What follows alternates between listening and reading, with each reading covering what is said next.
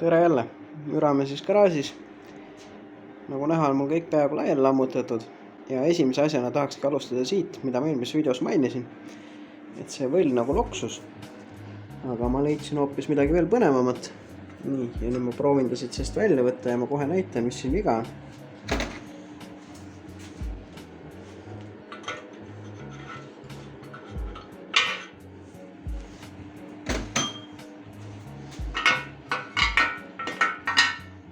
Niimoodi peale vaadates nagu väga kohe aru ei saa. Aga kuna ta käis ka raskelt ringi, ta peab üsna kergelt ringi käima siin sees, sest mul on kõik hammasrattad ja mehhanismid siit eemaldatud, siis on näha, et siin on saaledega juhtunud miskit. Sellest saalest on siin tükid väljas ja tagumisel on tegelikkuses veel huvitavam siuke pragu või mis iganes lõhe sees. Proovin siit vahelt näidata.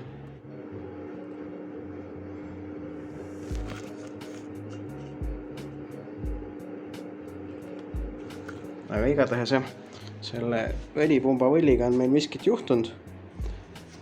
Ja see ongi siis ilmselt olnud ka erinevate teiste hädade põhjus. Kuigi huvitav on see, et tavaliselt kui sellega midagi juhtub, siis kaob õlisurve ära. Kuid enne seda, kui mootori lahti võtsime, mõõtsime, tühikäigul oli 1,6 vist ja pööretega 6 barri.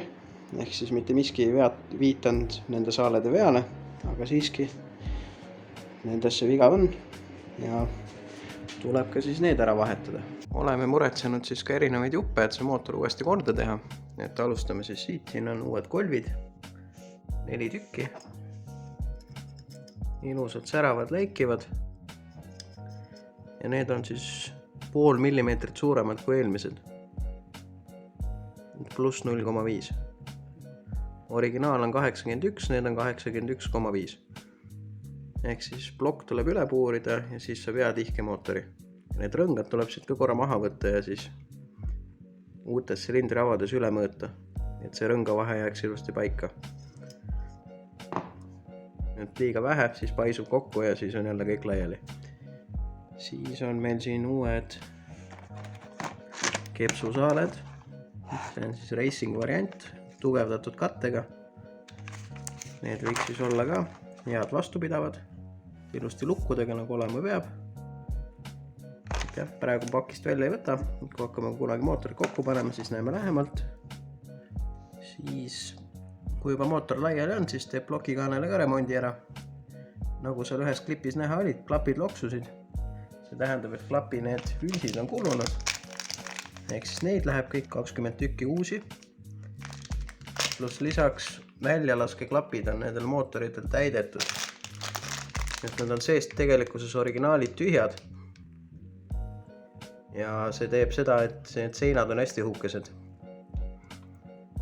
Ja kui üks hetk lihtsalt pöördeid saab palju, siis juhtub üks mats. Ma lisan siia ühe pildi ka, mis võib juhtuda, et need taldrikud murduvad otsast ära. Nende asemel ma võtsin siis täis metallist klapid. Need on siis ilusti originaalkoodi järgi vastavad, kannatavad temperatuuri turbokal. Ja kui kunagi peakski midagi juhtuma, siis nad ei murdu, vaid nad painduvad, lähevad lihtsalt kõveraks. Nii, siis meil on siin uus käbipolt. See tuleb alati uus panna, sest see on veniv polt. Sest kui see asi laiali peaks minema, siis on kogu klapid peas ja kõik muu ka laiali. Ja plokikaanega seoses, kui juba klapid ja klapi juhtpuksid vahetusse lähevad ka kõik uued klapisäritihendid. Ja siis siin on ka üks huvitav asi Hiinamaalt. See on tegelikult juba aastaid oodanud oma korda, sest siiamaani originaal plastmass on vastu pidanud. See on jah isegi huvitavate originaalmärgistega, aga ilmselgelt see ei ole originaal. Sest originaal on plastmassist, aga see on siis alumiiniumist. Aga kui juba ta olemas on, siis külge ta läheb. Nüüdseks sain siis plokiga pestud. Kannatab paljakäega ka katsuda. Aga saime siis teada, et mõnda juppi on veel vaja. Ülejäänud jupid olen siin sättin niimoodi elusti ära. Võli siia tooli peale, siia panen katte peale. siis osa asju panin likku, et nad puhtaks läheks.